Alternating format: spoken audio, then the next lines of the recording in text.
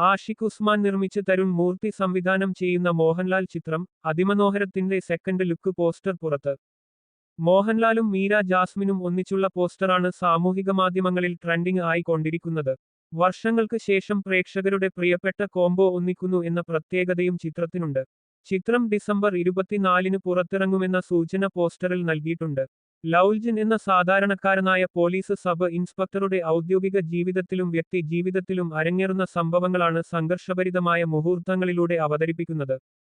തുടരും എന്ന ചിത്രത്തിന്റെ ബ്ലോക്ക്ബസ്റ്റർ വിജയത്തിന് ശേഷം തരുൺമൂർത്തി മോഹൻലാൽ കോംബോ ഒന്നിക്കുമ്പോൾ സിനിമ പ്രേമികളുടെ പ്രതീക്ഷകൾ വാനോളമാണ്.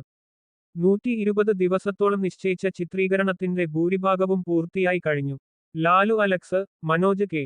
ജയൻ, ജഗദീഷ്, ഇർഷാദ്, സുധീഷ്, പ്രമോദ് വെളിയനാട്, സജീവൻ, ശ്രീനാഥ് ബാബു, കിരൺ പീതാംബരൻ, വിജി വിശ്വനാഥ്, ഭാമ അരുൺ, പ്രാർത്ഥന എന്നിവരും പ്രധാന താരങ്ങളാണ്.